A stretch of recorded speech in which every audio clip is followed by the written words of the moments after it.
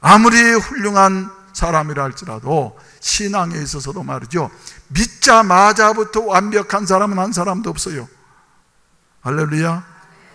누구도 그래요. 믿음의 조상이라고 하는 아브람, 축복의 근원으로 받은 아브람이라 할지라도 말이죠, 다 성장 과정이 있었더라고 하는 이와 같은 사실입니다. 그래서 하나님께서는 우상의 도시 갈대아 우르에 살고 있던 아브라함을 부르시어서 하란으로 옮기셨고, 하란에서 데라가 죽을 때까지 기다리게 하셨다가 마침내 나타나셔서 아브라함에게 명령하시기를, 너는 몸은 떠나왔지만은, 하란까지 800km를 떠나왔지만은 마음속에는 아직도 뭐가 있어요?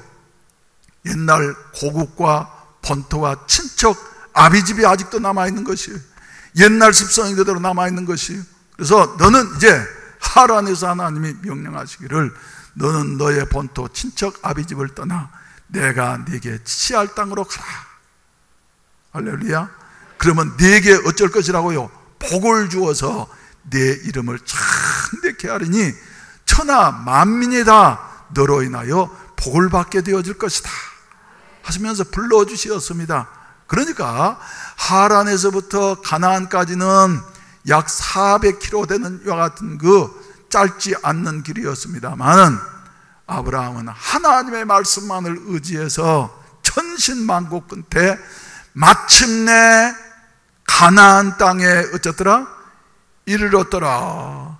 이래 말씀을 하시고 계시는 것이에요. 마침내 가나안 땅에 이르렀더라. 그런데 가나안 땅에 이르른 이와 같은 아브라함을 말이죠, 뭐가 기다려야 될 것 같습니까? 예. 이제는 고생 끝나고 말이죠, 풍요와 그리고 형통만이 기다려야 될 것 같은데, 오늘 본문 말씀을 보게 된다고 하면은, 예, 아브라함을 기다리고 있는 것은 뭐가 기다리고 있었다고요? 그 땅에 뭐가 있었더라요? 기근이 들게 되어졌더라. 그런데 그 기근도 말이죠, 보통 기근이 아니라 심한 기근이 되어져서, 예, 먹을 것도 부족하고 말이죠, 여러 가지 생활이 그저 불편하기 그지 없었어요.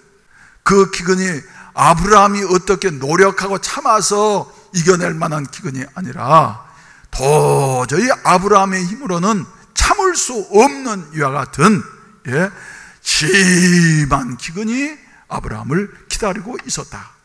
그때 창세기 12장에서부터 16장까지는 아브라함의 이름이 뭡니까? 아브라함이었어요. 아브라함. 예. 그래서 창세기 17장에 가서야 이제 아브라함으로 이름을 바꿔주시는데, 아브라함이라고 하는 말은 무슨 말이라 그랬습니까? 존귀한 사람이다. 아브라함은 이제 둘 중에 하나를 선택해야만이 됩니다. 믿음의 길로 갈 것인지 제 생각으로 갈 것인지. 여러분, 신앙이라고 하는 것은 어떤 것이요? 신앙이라고 하는 것은 하나님의 뜻대로 살 것인지 내 뜻대로 살 것인지 하는 이 갈림길에서 말이죠, 참 신앙이 결정되는 것입니다.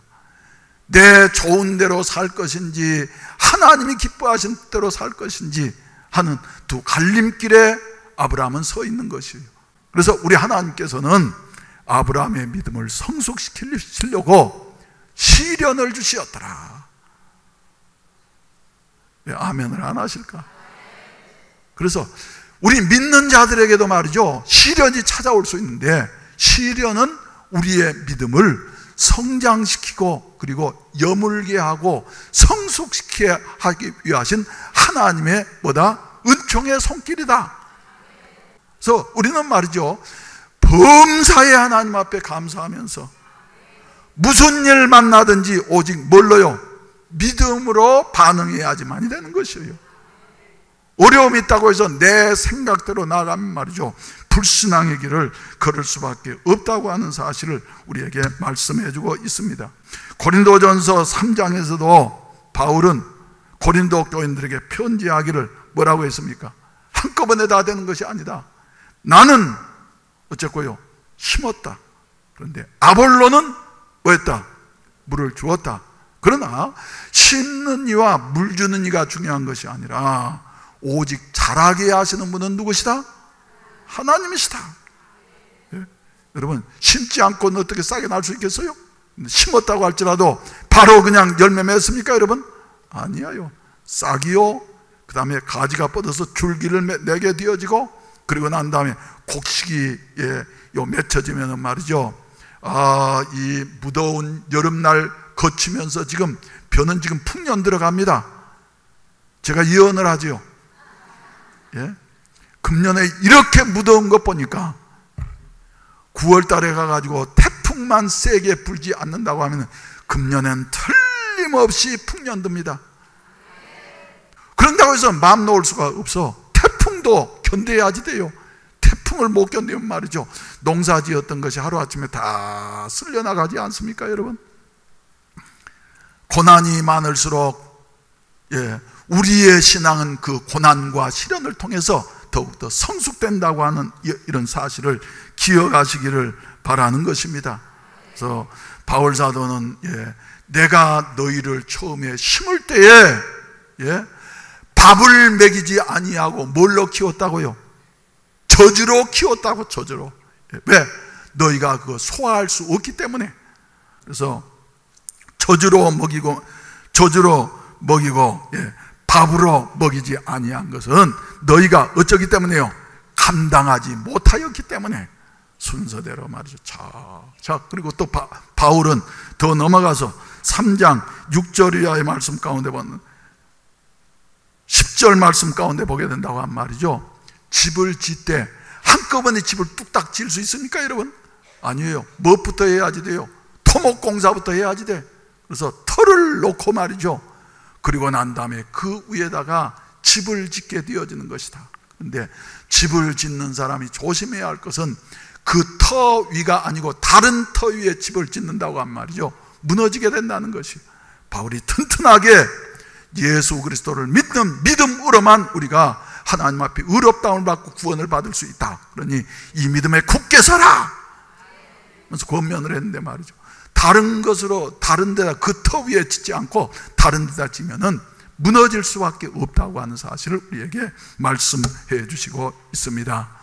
사랑하신 우리 성도 여러분, 우리에게 고난이 있고 여러 가지 환난이 있다 할지라도 이것은 우리를 망하게 하려고 하는 것이 아니라 우리의 일거수일투족은 다 하나님의 장중에 있는데, 하나님이 이것도 우리의 뭐를 위해서요? 유익을 위해서.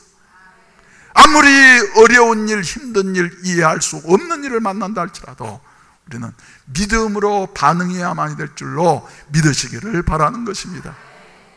하나님은 말이죠, 우리의 모든 것을 얼마든지 변화시키실 수 있는 분이시여요. 한 가지 길밖에 없습니다.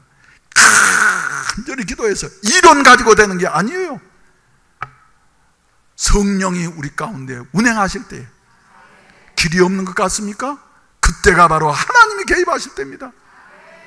아브라함에게 말하죠, 모든 것이 다 끝난 것 같아서요. 그러나 그때가 바로 하나님이 개입하셔서 바로에게 직접 말씀하셨고 일격에 문제가 변화해서 축복으로 바꾸어진 이와 같은 사실을 보게 됩니다.